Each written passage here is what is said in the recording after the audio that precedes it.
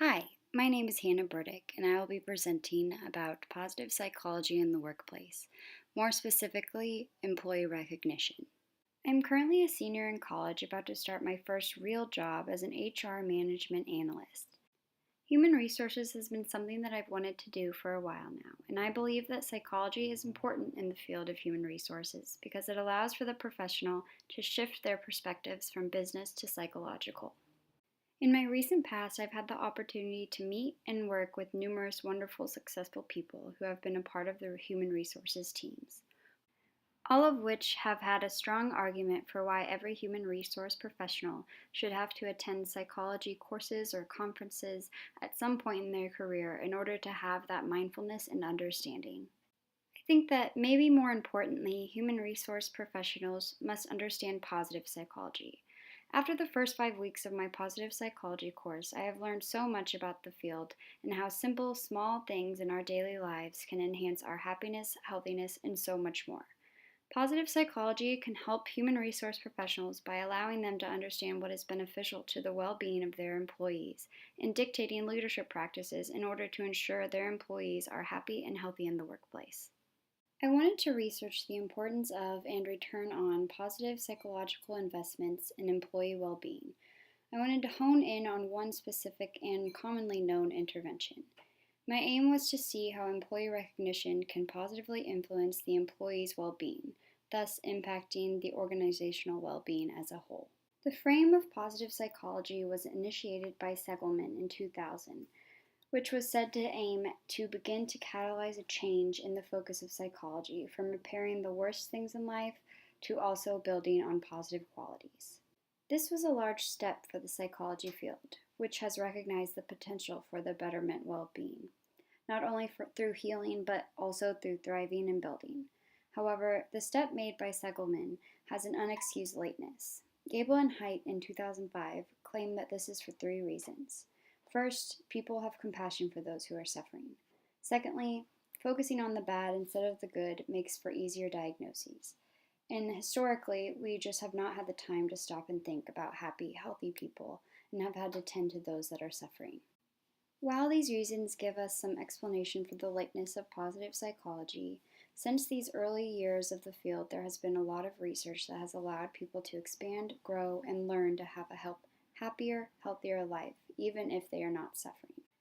A place where this research has flourished is where many people spend most of their days, the workplace.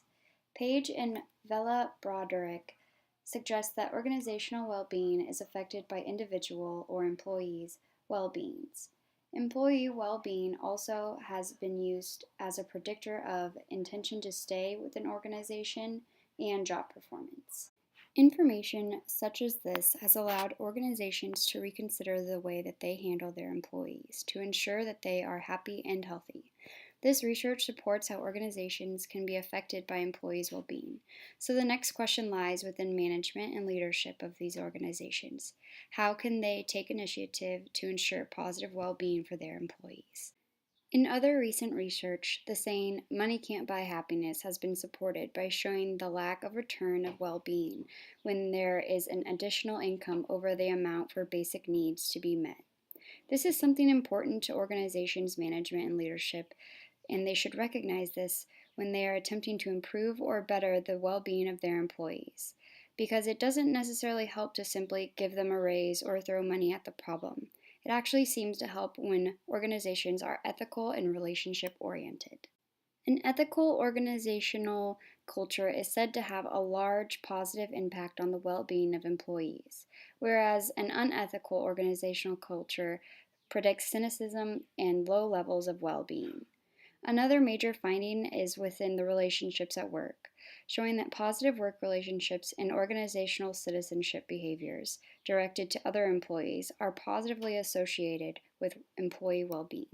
Employee well being is a crucial predictor for organizational well being, both of which cannot be achieved without the investment in employees, a decision that must be made by leadership.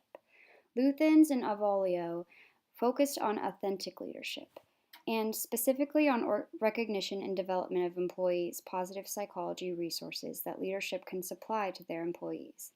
Employee recognition is considered to be a large human resource practice that leads to a psychologically healthy work.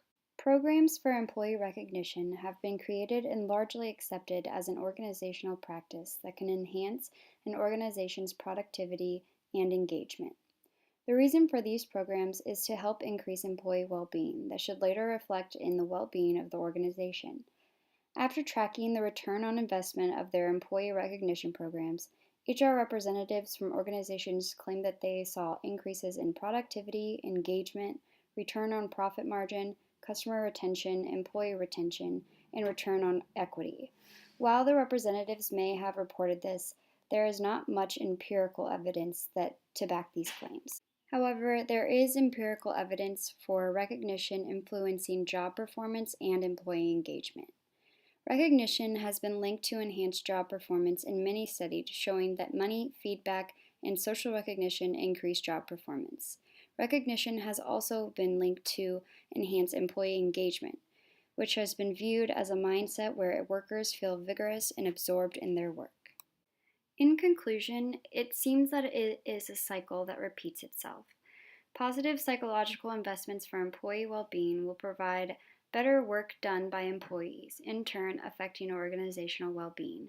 So it is up to leadership and HR professionals to get the ball rolling in order to make sure that their employees are happy and healthy.